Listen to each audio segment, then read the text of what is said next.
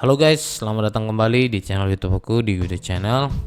Oke, video kali ini kita akan mencoba untuk belajar kembali ya. Di sini kita akan memberikan tutorial seputaran SPSS karena ada yang bertanya bagaimana cara mengkategorikan kalau misalnya dia dalam bentuk persenan. Oke, ini ada komentarnya. Oke, jadi dia bilang saya mau mengkategorikan itu ketentuannya adalah 55% pengetahuan kurang, 56 sampai 75% cukup, dan lebih dari 76% itu baik. Jadi langsung aja kita eksekusi. Oke, kita buat dulu catatannya. Oke, kita masuk ke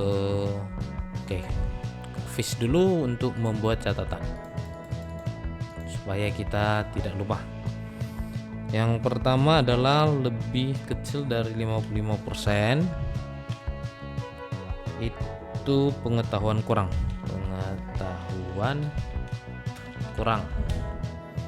Lalu 56 sampai 75% pengetahuan cukup. Dan yang terakhir adalah lebih besar dari 76% pengetahuan baik. Oke, untuk kategori di sini ya, kita lihat di sini ada yang salah. Bukan salah sih, kurang tepat ya. Jadi ketika kita lihat ini lebih kecil 55% itu kurang, lalu 56. Jadi di sini yang menjadi belum lengkap itu adalah 50%, 55% ini masuk di kurangkah atau di cukup. Nah, kalau memang masuk di kurang, maka di sini kita bikin lebih kecil sama dengan. Oke, seperti ini, atau dia seperti itu sih kalau untuk yang di sini ya guys. Yang jelas dia lebih kecil baru sama dengan 55%. Oke, lalu di sini untuk yang baiknya sebenarnya ini lebih besar dari 75. Oke, karena 75-nya itu sudah masuk di pengetahuan cukup. Oke, mungkin itu saja untuk catatan yang pertama. Lalu kita kembali ke data kita. Oke, misalnya data itu ini ya. Ini adalah kuesionernya.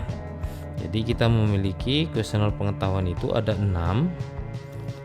Ada 6 pertanyaan dengan nilai maksimalnya itu 5, satu pertanyaan. Oke, kita buat lagi catatannya. Di bawahnya, kuesionernya terdiri dari 6 pertanyaan dengan nilai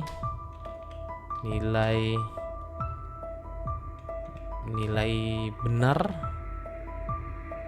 satu pertanyaan itu dapat 5 poin. Oke, berarti kalau misalnya dia 6, maka nilai maksimal dari kuesioner pengetahuan,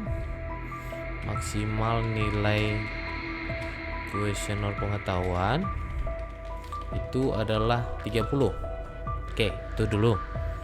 Nah, jadi di sini buat kita semuanya ya, buat teman-teman semuanya, jadi tidak ada perbedaan sebenarnya.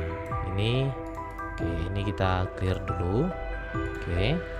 Jadi kita mau membuat kategorinya ini berdasarkan persen ya. Jadi buat kalian yang DO-nya seperti ini ya. Ini nggak usah pusing bagaimana membuatnya karena ini sama aja dengan yang sebelum-sebelumnya. Cuman di sini masih kurang lengkap. Jadi kalau buat kalian, silakan kalian buat catatan. Ini 55% ini berapa nilainya dari maksimal. Seperti itu. Jadi kita akan lihat. Oke, kita buka dulu Excel biar kita masukin rumus. Oke, di sini aku buka Excel. Oke, yang kita masukin adalah nilai maksimal 30. Oke, lalu kita lihat yang sebelahnya itu 55% dan 75%. Oke, 55 lalu 75. Kita mau melihat 55% ini berapa angkanya dari total poin. Oke, langsung aja kita eksekusi. Ini kita kalikan. Oke, lalu kita bagi 100. Nah, jadi 55% ini poinnya adalah 16,5. Lalu yang di bawahnya yang 75% itu adalah 22,5. Nah, ini dia. Oke, jadi ketika kalian mau menginput seperti ini, usahakan kalau bisa nilainya itu genap, jangan pakai koma supaya tidak membingungkan kalian sendiri. Tapi ini nggak apa-apa, ini sebagai contoh. Jadi kita langsung buat catatan kita di Word-nya. Maka pengetahuan kurang ini 55% itu 16,5, berarti lebih kecil dari 16,5 atau sama dengan 16,5. Oke, lalu selanjutnya adalah di 56%. Oke, 56% ini kita coba lihat lagi yang di Excel. Kita coba 56. Oke, 16,8. Jadi nilainya itu benar-benar tipis ya. 16,8 sampai dengan 75 tadi. 75 tadi itu adalah 22,5. 22,5. Oke. Lalu selanjutnya lebih besar dari 75%. Oke, ini lebih kecil sama dengan, oke, lalu 22,5 ke atas. Berarti ini startnya ini dari 22,6 seperti itu. Oke, langsung kita masuk ke dalam data kita.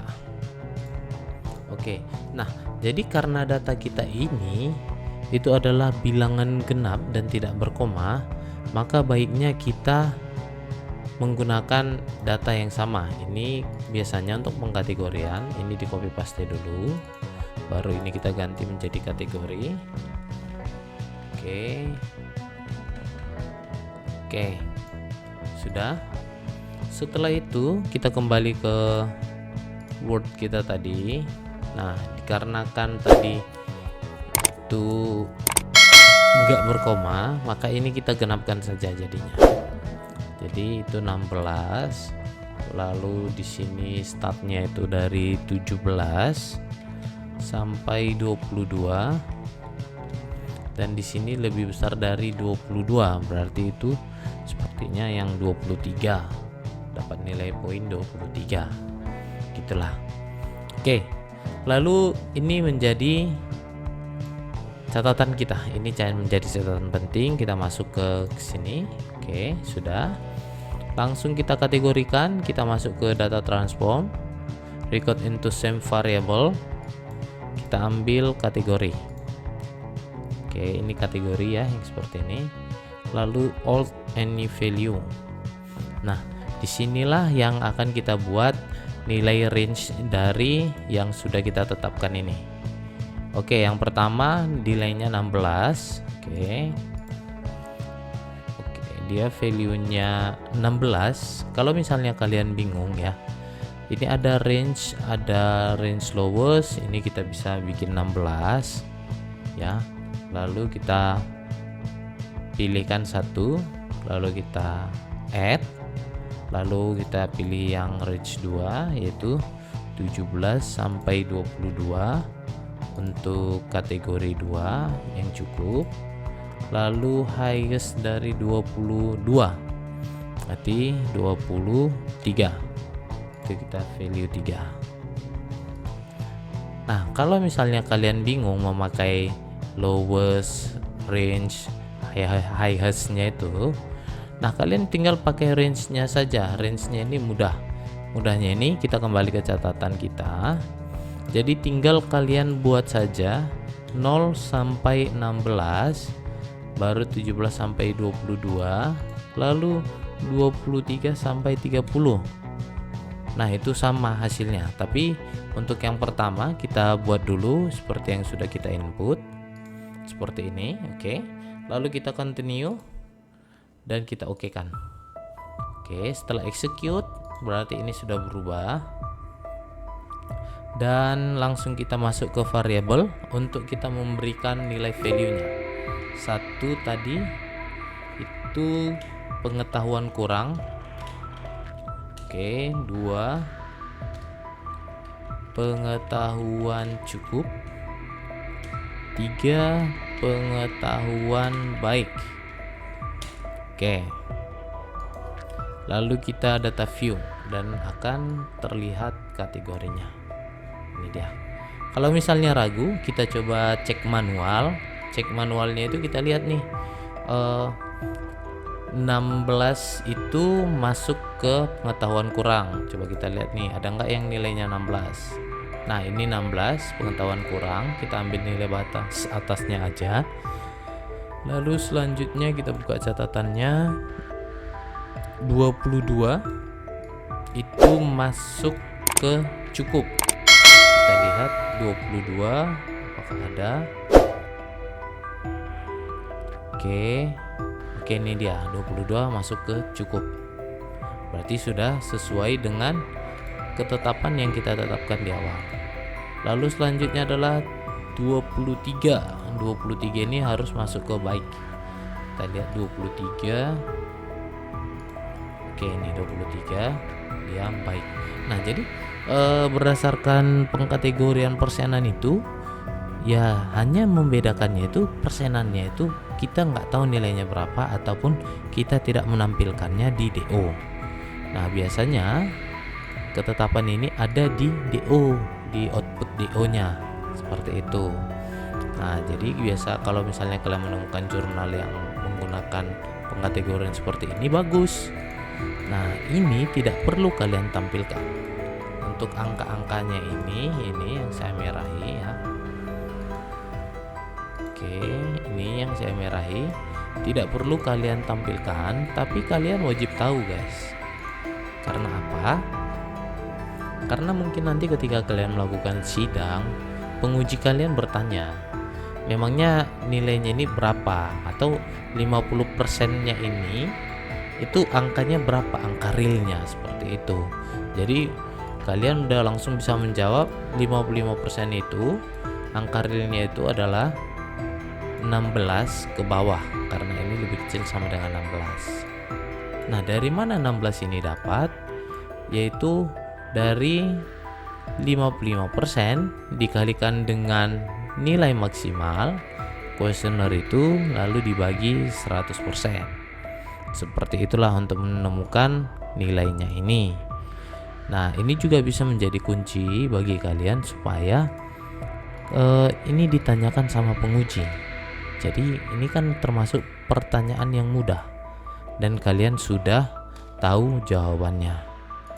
Seperti itu. Jadi aku dulu juga pernah bantu dan menjelaskan orang supaya ini dibiaskan ataupun tidak ditampilkan ataupun diblurkan ataupun disamar-samarkan di PowerPoint ataupun di skripsinya supaya itu nanti menjadi pertanyaan penguji. Jadi aku langsung bikin daftar pertanyaan yang memungkinkan ditanyakan penguji dan jawabannya seperti itu. Jadi dia memang langsung adalah beberapa yang memang kena untuk ditanyakan, tapi ada juga beberapa di luar dari pertanyaan itu ditanyakan penguji. Jadi kita hanya mencoba menebak bagaimana penguji ini berpikir ketika melihat dari tugas akhir kita seperti itu. Oke, ini dia. Jadi ini sudah benar ya. Oke, untuk pembuktiannya kita menggunakan yang kedua yang ini, kita pakai yang ini ya, yang ini. Mana tahu kalian bingung, jadi langsung aja kita masuk ke SPSS, kita copy dulu lalu kita paste. Oke, setelah itu ini var 002 langsung kita kategorikan. Data transform recount to same variable yang tadi itu kita balikin dulu, lalu kita lihat paling bawah dan kita geser ke kanan. Setelah itu kita alt new values. Oke, ini kita remove, lalu kita hanya bermain di range-nya saja. Range ini kita masukin yang pertama 0 sampai 16 itu value-nya 1, pengetahuan kurang. Lalu selanjutnya adalah 17 sampai berapa tadi ya guys, 22. 17 sampai 22 itu value-nya 2. Lalu selanjutnya 23 sampai 30 range-nya 3. Oke. Lalu kita oke kan? Berhasil. Oke. Nah, supaya ini muncul ataupun sama, ini harusnya sama ini. Kita masuk ke view, kita hilangin label view-nya. Dan teman-teman bisa lihat ini sama angkanya.